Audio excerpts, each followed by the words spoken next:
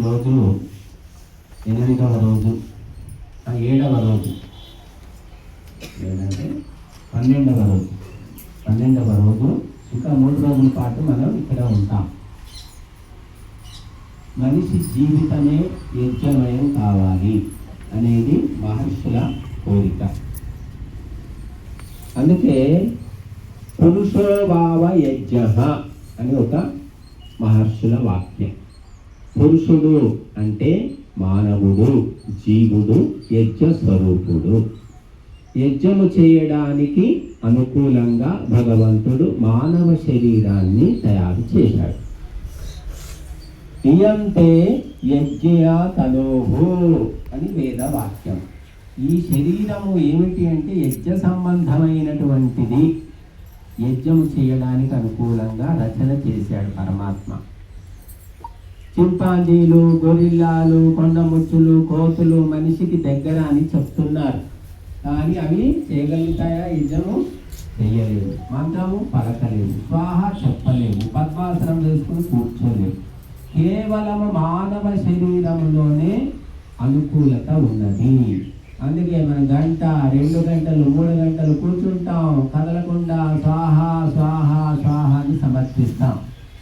ఏ కోతైనా చేయగలుగుతుందా? Training ఇస్తే కదలకుండా ఎన్ని గంటలు?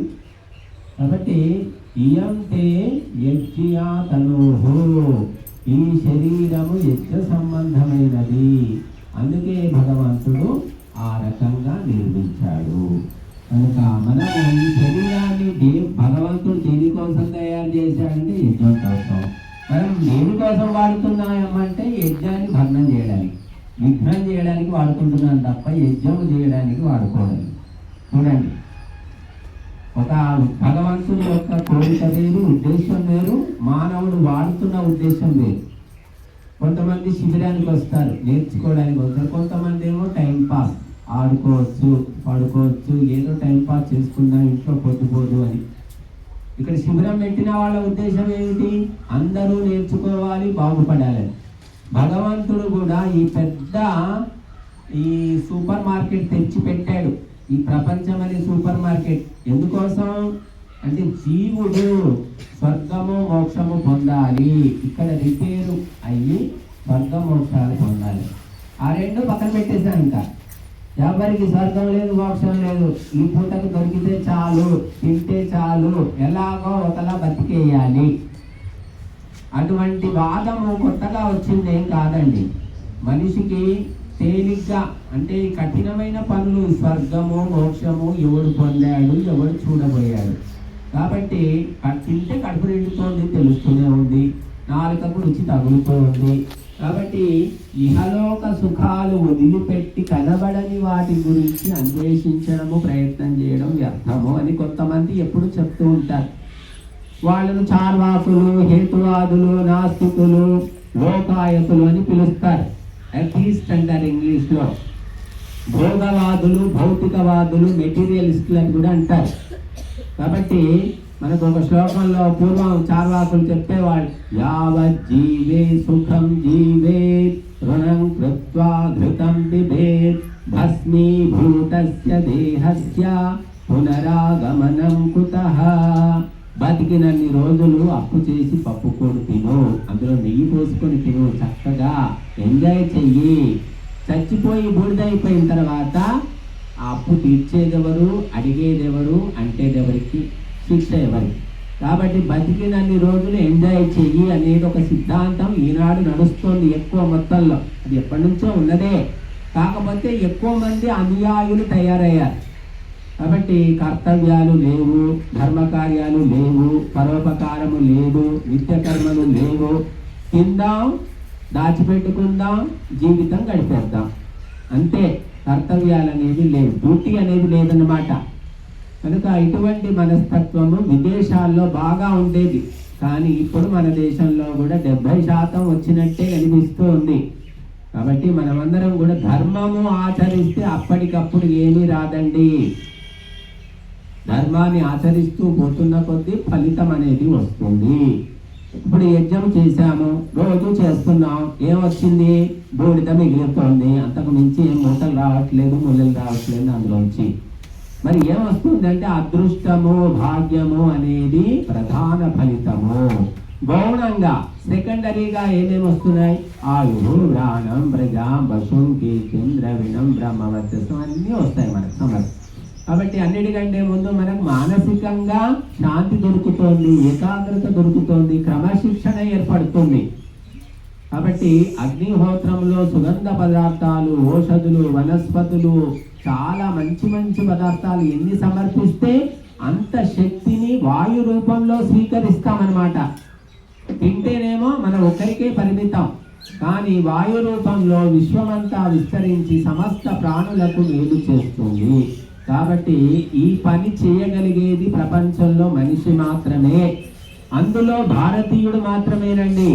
మీరు ప్రపంచంలో యూరోప్ పొండి, ఆస్ట్రేలియా పొండి, ఆఫ్రికా పొండి, ఎక్కడికి పోయినా సరే యజ్ఞ భూమి, యజ్ఞానికి అనుకూలమైన భూమి భారతదేశమే. కాబట్టి ఇక్కడ ఎందుకు అంటే దేవతా వృక్షాలు ఉన్నాయి, మూలికలు ఉన్నాయి, ఔషధులు, వనస్పతులు, నవధాన్యాలు, వాతావరణం అనుకూలంగా ఉంది, వేద పండితులు దొరుకుతారు.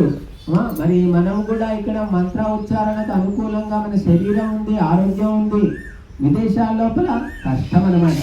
కాబట్టి ఇటువంటి దేశంలో పుట్టి కూడా తినడం, పడుకోవడం, ఈట్, డ్రింక్ అండ్ ఎంజాయ్, తిను, తాగు, తందనాలాగు అనే సిద్ధాంతాన్ని అనుసరించే వాళ్ళు మానవ రూపంలో ఉన్న మృగాలని చెప్పుకోవచ్చు అన్నమాట. కాబట్టి త్యాగము, దానము, సేవ, తపస్సు ఇటువంటివి లేనటువంటి వారి జీవితం వ్యర్థం. కాబట్టి మనం తప్పకుండా అగ్నిహోత్రం చెయ్యాలి, చేయించాలి, చేసుకోవాలి. పుట్టినరోజు, పెళ్లి రోజు, గృహప్రవేశము, లేకపోతే స్మృతి దినము, ఎప్పుడైనా సరే అగ్నిహోత్రం చేయవచ్చు. కాబట్టి ప్రతి ఒక్కరూ కూడా మీరు ఇక్కడికి వచ్చారు, రేపు 3 రోజులు లేక వెళ్ళిపోతారు. వచ్చేటప్పుడు ఏం తెచ్చారు, పోయేటప్పుడు ఏం తీసుకుపోతారు అంటే వచ్చేటప్పుడు ఏం తెచ్చారో తెలియదు, కానీ పోయేటప్పుడు మాత్రము ఇక్కడ ఇచ్చినటువంటి సంస్కారాలు తీసుకెళ్ళాలి. అలాగే ఈ అగ్నిహోత్ర భావనను మనసులో నింపుకొని మన ఇంట్లో కూడా ఆ అగ్నిని వెలిగించాలి. ఈ కుండములో అగ్ని ఆరిపోతుంది, ఆరిపోయింది, ఇప్పుడు లేదు. కానీ ఆ అగ్ని మన మనస్సులో వెలిగినప్పుడు అది ఆరిపోయేది ఉండదు, నిరంతరము వెలుగుతూ మన హృదయ పీఠం మీద, హృదయ కుండంలో అగ్ని వెలుగుతూ మన జీవితాన్ని వెలిగింపజేస్తూ ఎంతో మందికి ఆ కాంతిని, పరిమళాన్ని పంచిపెడుతుంది. కుండంలో అగ్ని ఆరిపోతుంది అరగంటలో, కానీ మన హృదయ కుండంలో వెలిగితే మాత్రం మన జీవితమే పవిత్రమైపోతుంది, ప్రసిద్ధమైపోతుంది అన్నమాట. కాబట్టి అందుకే వేదం చెప్తోంది, శ్రద్ధయాగ్ని సమిద్ధతే, శ్రద్ధతోటి అగ్ని ప్రజ్వరిల్లుతుంది. ఎక్కడ కుండంలోనైనా, మీ హృదయ కుండంలోనైనా శ్రద్ధ లేకపోతే అగ్ని ప్రజ్వరిల్లదు. జ్ఞానం అనే అగ్ని, వేదం అనే అగ్ని, ఆత్మ అనే అగ్ని ప్రజ్వరిల్లాలి అంటే శ్రద్ధ. మనస, వాచ, కర్మణ త్రికరణ శుద్ధిగా చేయడమే శ్రద్ధ. మైండ్ ఆబ్సెంట్, బాడీ ప్రెజెంట్ ఉంటే శ్రద్ధ కాదది. కాబట్టి ఏకాగ్రంగా ఒక రాయిలాగా కదలకుండా కూర్చున్నప్పుడు ఆ సంస్కారం అనేది మనసు మీద పడుతుంది. ఆ మనసు మీద పడ్డ సంస్కారమే మన మనసును బాగు చేసి మన జీవితాలను కూడా ఉద్ధరిస్తుంది. కాబట్టి శ్రద్ధ వైదిక కర్మల్లో చాలా ప్రధానమైనటువంటిది. శ్రద్ధయా విందతే వసు అని కూడా చెప్పారు. శ్రద్ధతోటి సంపదలు, అష్టైశ్వర్యాలు కూడా పొందుతాట. కాబట్టి శ్రద్ధ అనేది అవసరం. కదలొద్దు, మెదలొద్దు, దిక్కులు చూడొద్దు అని చెప్తున్నాం, అన్నీ చేస్తూనే ఉన్నారు. ఒక అరగంట సేపు కూర్చోలేకపోతున్నారు. అది అలవాటు చేయండి, ప్రాక్టీస్ చేయండి. ఇంటికి వెళ్ళాక కూడా కదలకుండా కూర్చోవడానికి ప్రాక్టీస్ చేయండి. శిష్టం వై బీజవత్తమో భవతి అని చెప్తుంది ఆ శతపథ బ్రాహ్మణం. ఎవరైతే కదలకుండా నిశ్చలంగా ఉండడం అలవాటు చేసుకుంటాడు, వీర్యవత్తముడు, అత్యంత శక్తివంతుడవుతాడట. ఈ చంచలంగా అటు ఇటు తిరగడము అనేది ఏమిటంటే సెకండరీ అది. కానీ ప్రతిరోజు మనం రోజంతా కూర్చోలేము. కూర్చుంటే మంచిదని, కదలకుండా కూర్చుంటే కాళ్ళు పట్టేస్తాయి. కాబట్టి 1 గంట సేపు అలవాటు అయ్యాక 4 గంటలు కూర్చోగలుగుతాం, 8 గంటలు కూడా కూర్చోవచ్చు, 24 గంటలు కూర్చున్న వాళ్ళు కూడా ఉన్నారు చరిత్రలో. కాబట్టి మనము అలవాటు చేసుకోవాలి, మంచి సంస్కారాలను గుర్తించి కాపాడుకోవాలి. చూడండి, నేను ఇక్కడ స్థలం ఉంది, మనం ఏదైనా పెరడు స్థలం ఖాళీగా వదిలేసామనుకోండి, పిచ్చి మొక్కలు, ముళ్ళ చెట్లు, కలుపు మొక్కలు ఏవేమో మొలుస్తాయి కదా. కానీ జామ చెట్టు మొలుస్తుందా? మనం వదిలేసేయండి, పొలం వదిలేసేయండి, జామ చెట్టు మొలదు, మామిడి చెట్టు మొలదు, తులసి చెట్టు మొలవదు, ఏది మొలవదు. అవి మొలవాలంటే మనమే నాటాలి. పిచ్చి చెట్లు మాత్రం ఎవ్వరు నాటకుండానే మొలుస్తాయి. కాబట్టి మంచి ఆలోచనలు, మంచి గుణాలు ప్రయత్నిస్తే వచ్చేది కష్టం. కాబట్టి మీరంతా ప్రయత్నించి సాధించాలి తప్ప వస్తే వస్తాయి, పోతే పోయాయి, నేర్చుకుంటే నేర్చుకుంటాం, లేకుంటే లేదు అని అనుకోకూడదు. సాధించాలి. పట్టు పట్టరాదు, పట్టి విడువరాదు, పట్టెదేని బిగియ పట్టగలయు, పట్టి విడుచుట కన్నా పడి చచ్చుటే మేలు, విశ్వదాభిరామ వినురవేమ. కాబట్టి బాల హకీకత్ రాయ్, బాలవీరుడు ఏం చేశాడు? తన ధర్మం కోసము ఆయన తప్పు అంటే చెయ్యని తప్పును ఒప్పుకోవడం ఇష్టపడక, అంటే ఇస్లాంలో కలిసిపోమన్నారు. ఇస్లాంలో కలిసిపోతే క్షమిస్తామన్నారు హకీకత్ రాయ్. నేను కలవను అని చెప్పేసి ప్రాణత్యాగం చేశాడు ఆ చిన్న బాలుడు. అలాగే గురు గోవింద్ సింగ్ బిడ్డలు కూడా అప్పుడు మన ప్రాణాలు త్యాగం చేయాల్సిన పని లేదు. కాబట్టి మనము పోరాటం చెయ్యాలి. మనల్ని మనం చక్కదిద్దుకుంటే అది గొప్ప యుద్ధం చేసినట్టే ఈనాడు. కాబట్టి పిల్లలంతా కూడా మరి శిబిరంలో మీకు ఇచ్చినటువంటి అవకాశాన్ని సద్వినియోగం చేసుకోండి, నిర్ణయాలు తీసుకోండి. వచ్చాం పోయామని కాకుండా రేపు ప్రతి ఒక్కరు నాకు చెప్పాలి. ఈ ఉదయం యజ్ఞం దగ్గర వ్రత దీక్ష మంత్రాలతోటి ఆహుతి ఇవ్వాలి.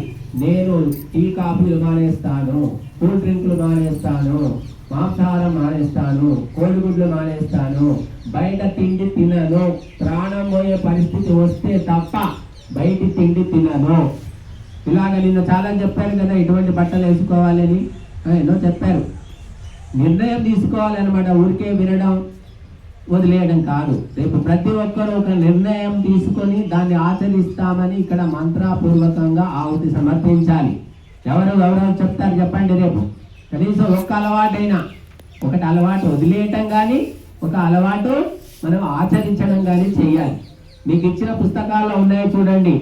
వదలవలసిన అలవాట్లు ఒక పేజీలో ఉన్నాయి, నేర్చుకోవలసిన అలవాట్లు మరొక పేజీలో ఉన్నాయి.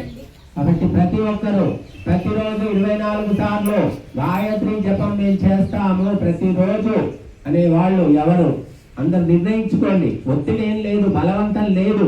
మీరు మనస్ఫూర్తిగా నిర్ణయించుకొని మీ నిర్ణయాలు చెప్పండి. ఈ పుస్తకంలో అందరికి ఇచ్చాం కదా, ఇందులో ఒక పేజీలో ఉన్నాయి వదులుకోవాల్సినవి ఏమిటి, నేర్చుకోవాల్సినవి ఏమిటని. అది పేజీ నెంబర్ చూడండి. కాబట్టి అది చదువు 41, 42 పేజీల్లో ఉన్నాయి. కాబట్టి నిర్ణయించుకొని చెప్పండి. బలవంతం ఏమీ లేదు. ఇక్కడ చెప్పడం కోసం చెప్పకండి, ఇంటికి పోయాక వదిలేయకండి. ఇంటికి పోయాక కూడా ఆచరించేదే చెప్పండి. మా కోసం చెప్పకండి.